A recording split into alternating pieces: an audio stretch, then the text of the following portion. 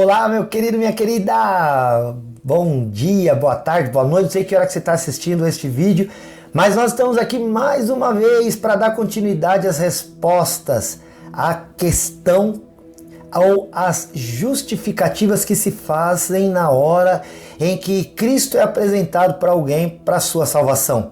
Há muita gente dando desculpas, há muita gente dando justificativas para dizer: eu não preciso entregar a minha vida para Jesus.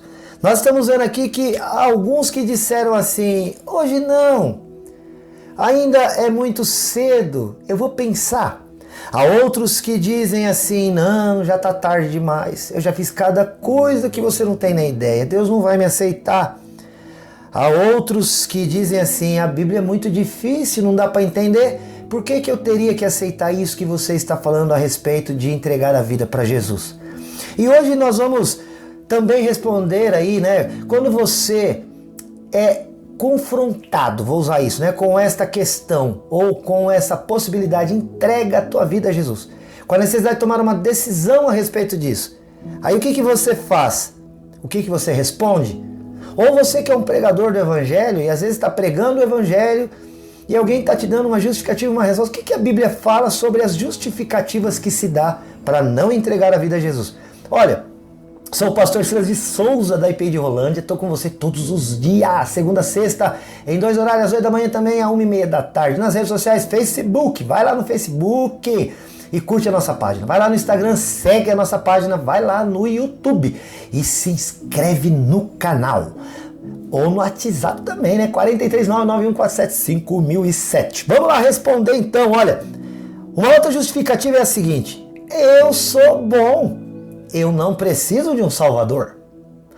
Olha, as pessoas têm uma mania de, por conta dessa questão de mérito que a gente vive aqui na Terra, né, as pessoas têm uma imaginação de mérito, ou então daquilo que se vê, que se conhece do que se faz. Então eu mereço aquilo que eu faço aos olhos das pessoas.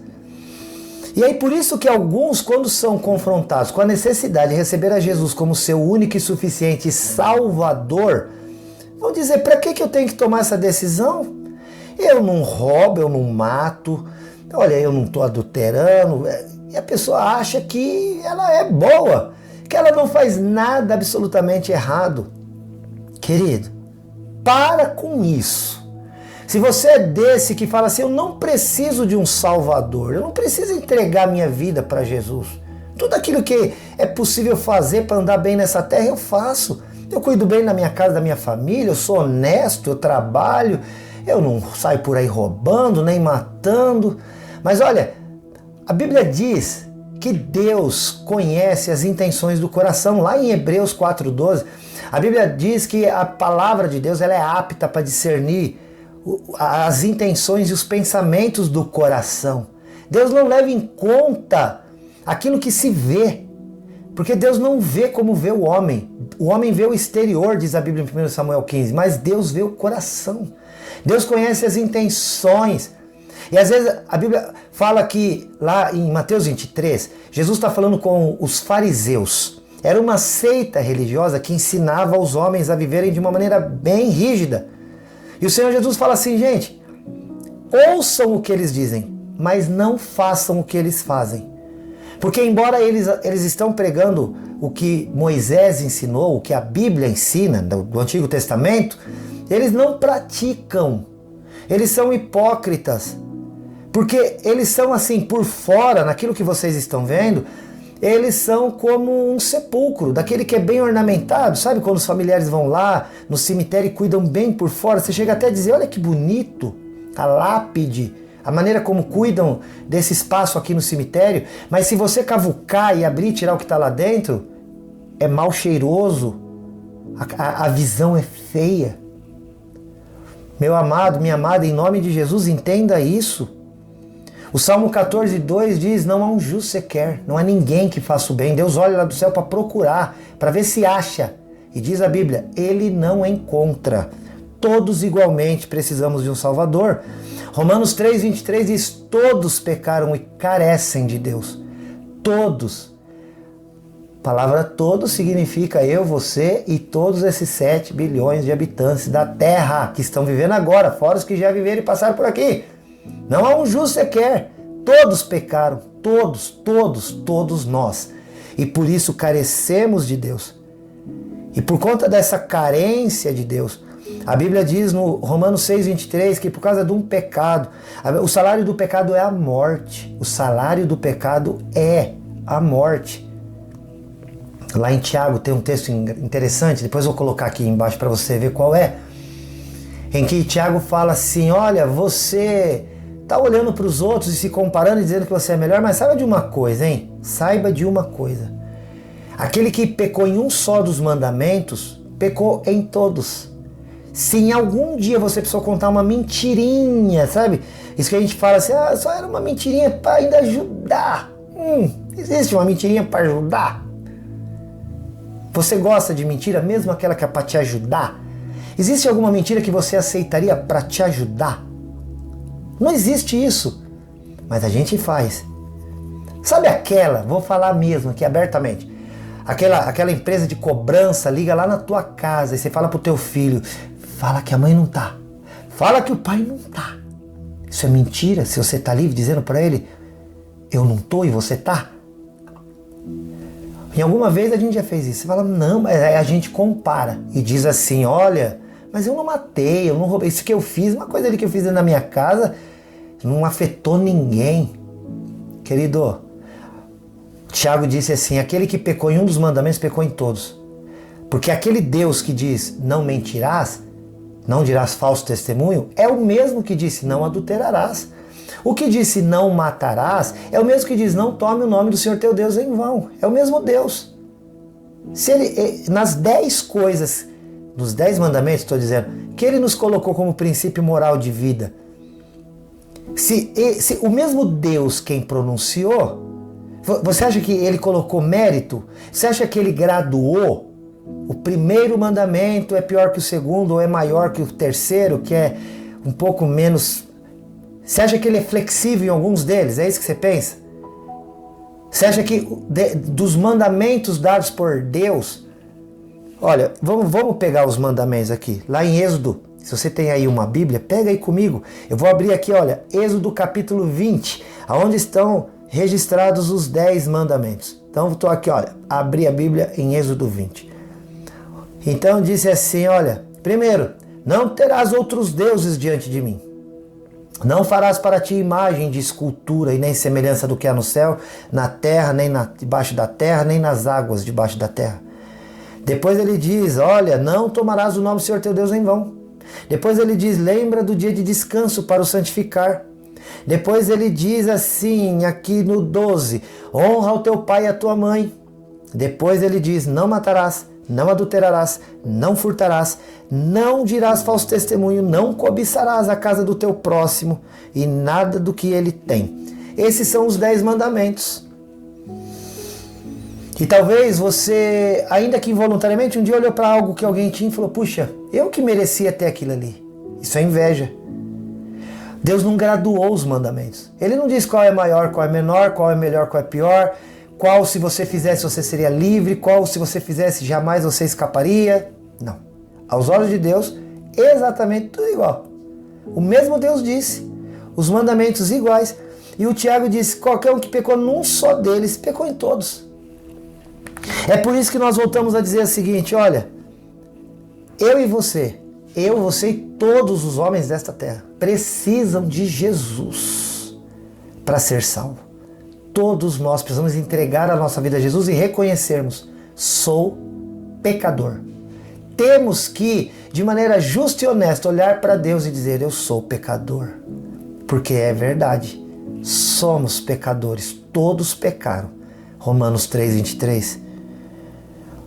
A Bíblia diz em João 3:18 que quem não crê no Filho de Deus está condenado. Em João 3:36 diz quem rejeita o Filho de Deus, a ira de Deus permanece sobre ele. Em Hebreus 2:3, o autor do texto diz, como escaparemos nós se negligenciarmos a uma tão grande salvação?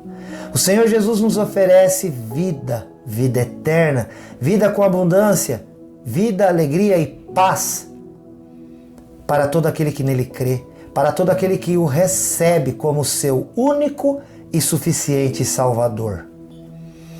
Olha, eu já falei sobre isso aqui. A nossa vida é como se fosse um papel branco. Quando a gente nasce, embora nós já sejamos pecadores por tendência, mas a gente ainda não é pecador, né, por ação, por atitude. E aí é como se fosse então um papel branco. Mas ainda na infância, lá em Provérbios assim, o pecado, a estutícia, a rebeldia está ligada ao coração da criança. Então logo na infância nós já vamos fazer alguma coisa que não agrada a Deus. Entrou na adolescência, pecamos uma vez. E se a nossa vida é como um papel em branco, eu já fiz essa ilustração aqui, eu peço para você, pega ali para mim um papel branco. Aí você vem com um papel que tem um pinguinho de uma cor qualquer no canto da página. Eu vou dizer para você, não quero. Eu quero uma folha totalmente branca.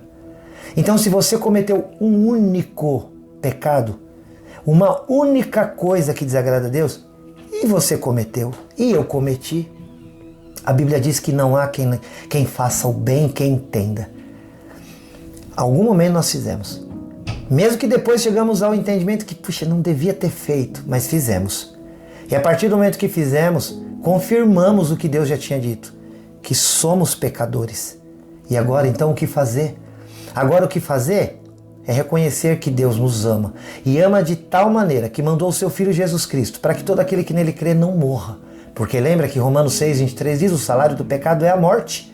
Mas o dom gratuito de Deus é a vida eterna em Cristo Jesus, o nosso Senhor. Eu não sei se você é desses que está dando desculpa, justificando para não entregar a tua vida para Jesus Cristo, para que Ele seja o teu único e suficiente Salvador, para que Ele seja o Senhor da tua vida. Se você está dizendo, eu não preciso, eu vou te dizer, não por mim e pela minha opinião, porque quem sou eu, porque também sou tão pecador quanto você. Mas eu vou te dizer pela palavra de Deus.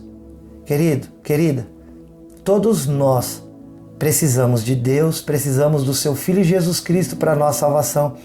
Porque segundo a Bíblia não há um justo sequer. Não há quem não peque.